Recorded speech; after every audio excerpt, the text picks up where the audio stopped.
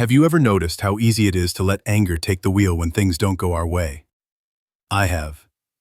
It's almost as if our emotions are trained performers, ready to burst onto the stage the moment life trips us up. But Stoicism invites us to a different kind of performance, one where detachment is the art of gentle acceptance, not the blunt weapon of anger. The first step in this art is understanding that detachment is not about shutting down or being cold. It's about a calm, steady presence in the face of things beyond our control. Marcus Aurelius once reminded himself to treat life's obstacles like a river treats a rock, not with force, but by flowing around it. I often imagine that rock, stubborn and unyielding, and the river, patient and unhurried. Which do you want to be? There's something almost amusing about how we human beings handle this. I read that Epictetus, who was born a slave, would pause to count his blessings daily. An odd habit when your life is already full of hardship. But it wasn't denial. It was his way of gently detaching from what he couldn't control and embracing what he could. His own attitude. It makes me wonder if true detachment is less about abandoning care and more about choosing carefully where to place it. This leads to a question still debated by philosophers. Can we detach without becoming indifferent? Is it possible to care deeply while keeping a certain distance? That paradox is the puzzle of detachment, walking the line between involvement and calm observation. Trying not to get angry when life tests you sounds simple. Surviving that without becoming emotionally numb?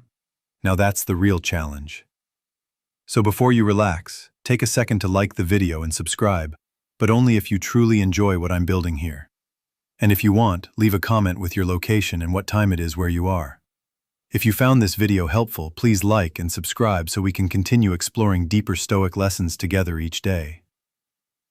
I remember reading about Seneca's curious habit of writing letters to himself. These weren't your typical daily planners or to-do lists, but rather reminders to step back and detach with grace when frustration bubbled up. He advised himself not to answer anger with anger, but to breathe, reflect, and then respond. That little habit struck me as a subtle yet powerful way to practice detachment. It's like having an inner coach whispering, "Pause, don't dive into the storm just yet." And it's remarkable how this simple pause can transform the whole trajectory of a moment. I've tried it, silently telling myself, "Let it go," before reacting. And more often than not, it changes everything. Yet this practice invites a question that scholars and modern thinkers still debate. Is detachment truly an emotional skill we can train? Or is it something innate to character? Can anyone learn to detach gracefully? Or does it require a temperament born for it? It's an open-ended puzzle. And perhaps that's where the beauty lies, because we all get to explore it for ourselves. Stoics didn't ignore anger. They saw it as a natural human impulse. But they also understood that anger is a guest best treated with courtesy, not invited to stay. It reminded me of a dry joke I once heard. Anger is like a rocking chair. It gives you something to do, but gets you nowhere. A Stoic might add, and it stains your hoga. So in practicing detachment, I'm learning that grace is not about suppressing feelings, but about welcoming them briefly, then releasing them gently. That's the real art. Embracing emotions without letting them hijack our peace. Trying not to lose your temper every day sounds simple. Surviving it? Not so much. There's a story about Marcus Aurelius that I find quietly amusing and deeply revealing. He reportedly had a habit of reading his own writings out loud to himself, sometimes more than once a day. Imagine an emperor, ruler of an empire, reciting Stoic wisdom like a mantra. Not to impress others, but to remind himself to stay calm, balanced, detached. He knew that detachment wasn't a switch you flip. It was a muscle to be exercised daily. But here's the twist. Despite his practice, Marcus sometimes struggled with anger and frustration like the rest of us. One scholar's debate that still intrigues me is, can perfect detachment ever truly exist?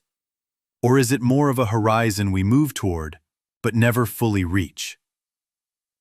It's humbling to think that even a philosopher king wrestled with the same challenges I face. This gave me permission to be patient with myself. Not perfect, just progressing. Another quirky fact. Some modern Stoics practice what they call a negative visualization routine, imagining loss or hardship to prepare emotionally in advance. It sounds grim, but the goal isn't morbid fixation. It's emotional resilience, a graceful letting go before life forces it.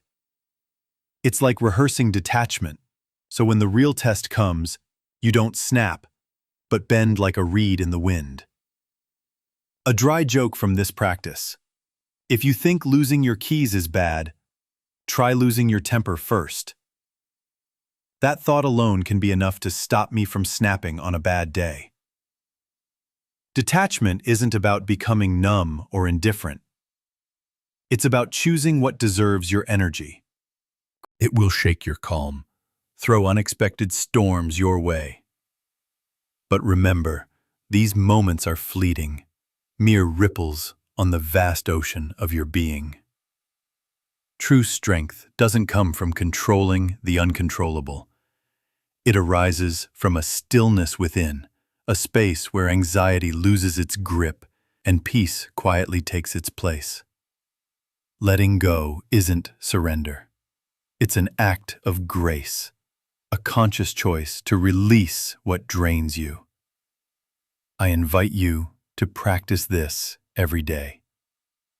To detach, not with anger, but with gentle resolve.